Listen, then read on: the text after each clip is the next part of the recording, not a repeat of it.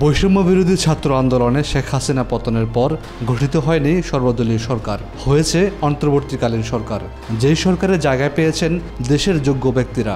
সরকারকে সহযোগিতায় অন্যদিকে ছাত্ররা সংস্কারে দিচ্ছেন পরামর্শ।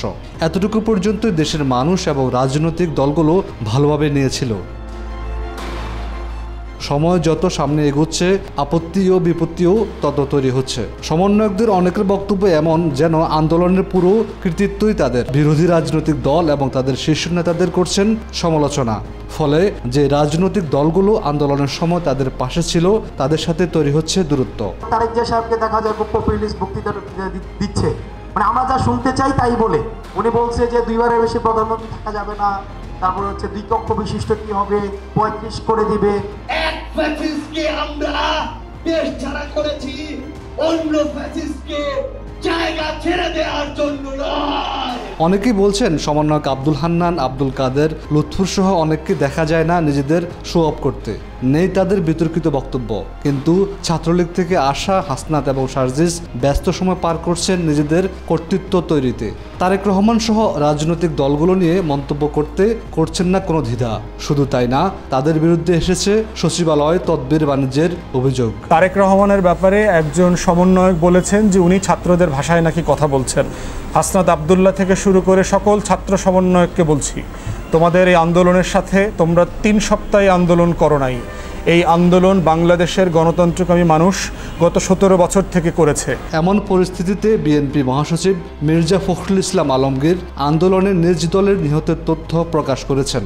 জুলাই আগস্টের গণহত্যায় যেখানে সারা দেশে 875 জন শহীদ হন, সেখানে শুধু বিএনপিরই রয়েছে 442 জন নেতাকর্মী। জুলাই গণহত্যায় 13 আগস্ট পর্যন্ত সমগ্র বাংলাদেশের শহীদ হন 875 জন মানুষ, যার মধ্যে কমপক্ষে 422 জন বিএনপি রাজনীতির সঙ্গে জড়িত।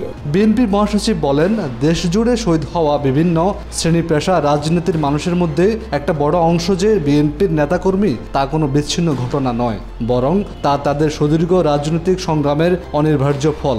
এর আগে 2023 পর্যন্ত আওয়ামী লীগের শাসনামলে বিএনপির 1,500 মানুষ শহীদ হন, গুম 423 জন। আর অন্য সব রাজনৈতিক দল ও সাধারণ মানুষ মিলিয়ে এ সময়ে গুমের সংখ্যা প্রায় 700। রাজনৈতিক বিশ্লেষকরা বলছেন, সব কৃতিত্ব নিজেরা নিয়ে অন্যদের ছোট করতে থাকলে একসময় এসে নিজেরাই কোণঠাসা হয়ে যাবে। আন্দোলনে বিএনপি জামাত সর্বশক্তি প্রদর্শন না করলে ছাত্রদের পক্ষে দাঁড়িয়ে থাকা সম্ভব ছিল না। এদিকে বন্যায় অর্থ সংগ্রহকে কেন্দ্র করে তৈরি হয়েছে বিতর্ক। সামাজিক যোগাযোগ মাধ্যমে সার্জিস এবং হাসনাতকে অভিযুক্ত করে তুলোধুনো করছেন অনেকেই।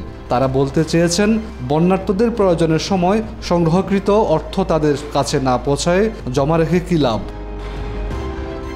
হাফিজুল্লাহ, আজকাল, ঢাকা।